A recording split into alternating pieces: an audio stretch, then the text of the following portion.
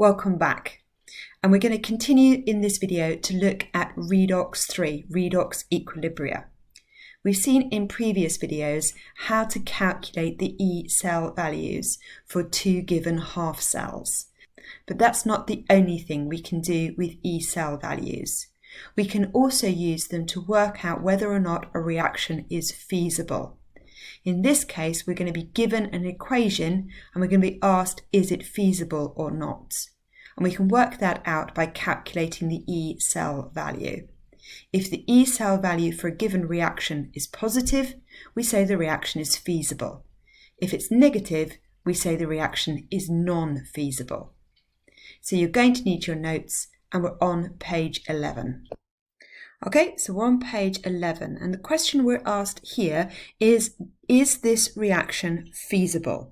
In other words, is silver able to reduce copper 2+ to copper metal?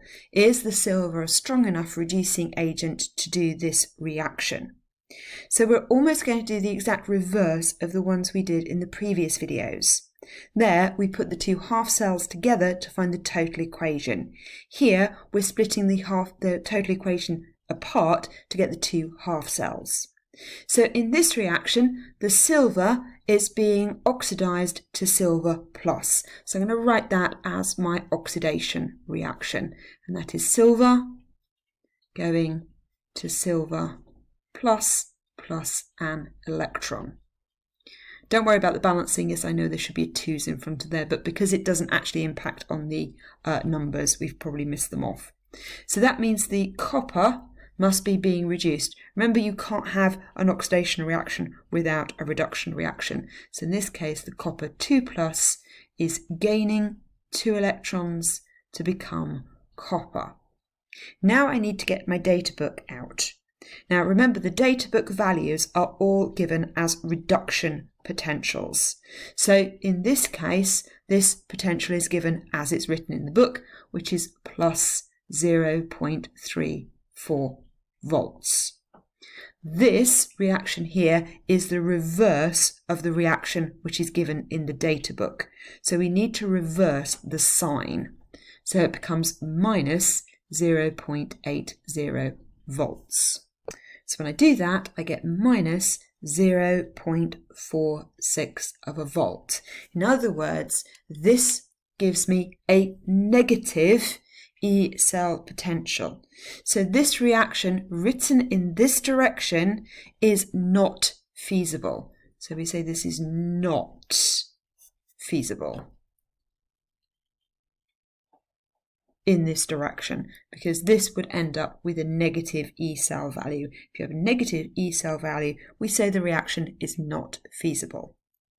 So let's look at a few more examples. So the next example, we have iron being oxidized to iron 2+ and zinc 2+ being reduced to zinc. So we're going to write the oxidation reaction first. Well, the oxidation reaction is the Fe going to Fe 2+ plus 2E negative, and the zinc 2+ plus 2E negative going to zinc. So I split them up into the two half equations.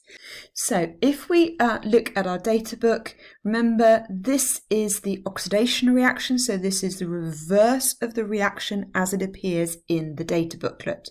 In the data booklet, this reduction reaction would be minus 0.44, so this becomes plus 0.44.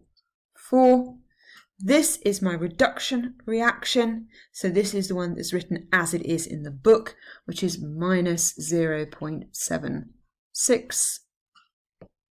So when I add these two numbers together, I get a value of minus 0.32 volts. In other words, this reaction is not feasible. This reaction will not work in this direction.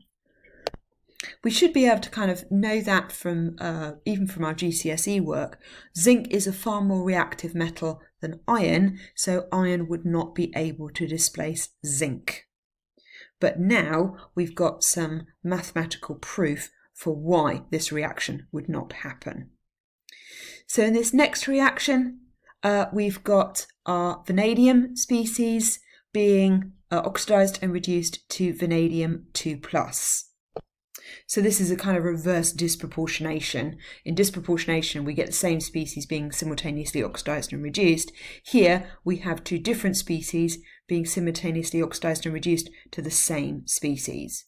But again, we can work it out in exactly the same way. So we need, first of all, our oxidation reaction, and our oxidation reaction is our vanadium being oxidized to vanadium 2+ plus our 2 electrons, and our reduction reaction is vanadium 3+ gaining an electron to form vanadium 2+. Notice I don't need to worry about balancing at the moment because that doesn't have a value, doesn't have an impact on the E cell values.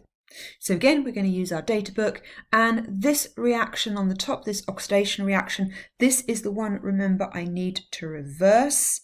So if it was minus 1.18 going that way, it will be plus 1.18 going this way. So this becomes plus 1.18 of a volt. This is my reduction reaction, so this is written as it appears in the data book, which is minus 0.26. So when I add those two numbers together, I get plus 0.92 a volt. So the reaction is feasible. So here I have the vanadium being oxidized from the +3 to the +4 oxidation state, and I have the cobalt being reduced from +2 to 0. And again, I'm going to need my data book to work out the values.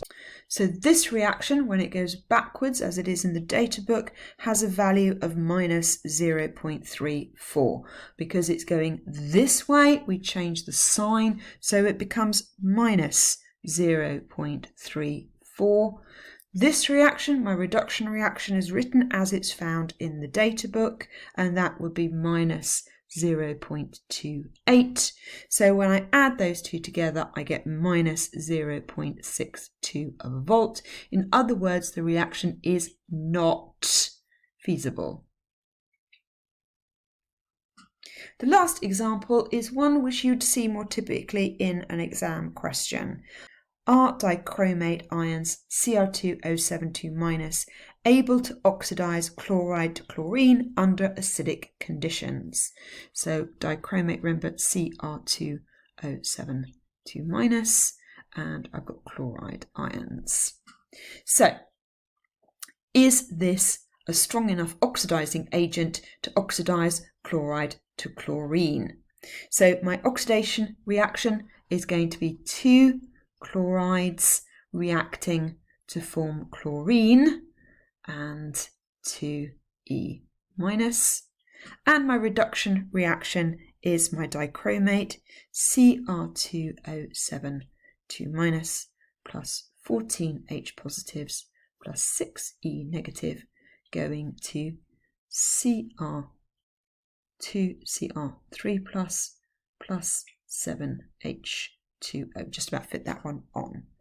So this is a very classic reduction reaction because dichromate is a strong oxidizing agent, and the value here would be plus 1.33 volts. But chlorine is very easily turned into chloride. Chloride is not so easy to turn into chlorine.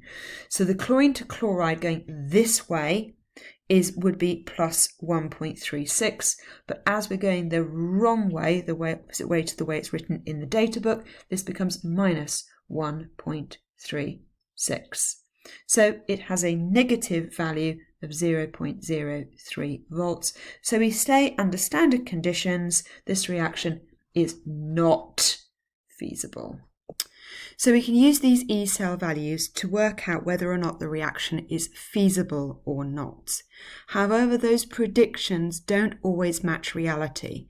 In some cases, we work out that the reaction would not happen, in other words, it's non-feasible, and yet we observe it happening. And other times when we work out that the reaction would be feasible and yet nothing happens. Now there are two reasons for that. The first one is non-standard conditions, and this usually results in a reaction happening when we wouldn't expect it to happen. So a classic example of this is the chloride ions reaction with dichromate, which we looked at in the last example.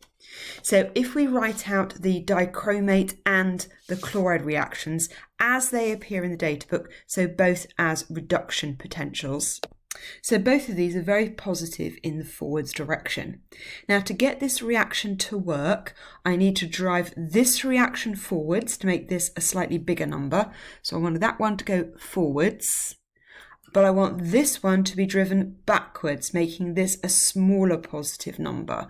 So that's the two things I want to do. I want to shift this one backwards and this one forwards, and I can do that by changing the conditions. So if I increase the concentration of the chloride ions here, so I use a concentrated solution of hydrochloric acid, that would drive the reaction backwards. Likewise, chlorine is a gas. If that gas is removed as soon as it's formed, this again will drive this reaction back. If I used a concentrated solution of dichromate, in other words, above 1 molar, that again would drive this reaction forwards. So I can change those standard conditions to non-standard conditions, and that would then produce some chlorine gas. And actually, this is one of the methods for producing chlorine for experimentation. So the second effect is more usually associated with reactions where we've worked out that the E cell value is positive. So we've worked out that the reaction is thermodynamically feasible, but yet we don't see anything. And the reason we don't see anything is because of the kinetic effects. In other words, what we've calculated gives us no information as to the rate of the reaction. And usually we say they do not observe anything happening because the activation energy for the reaction is too high. Therefore, the reaction is too slow to be observed at room temperature and pressure.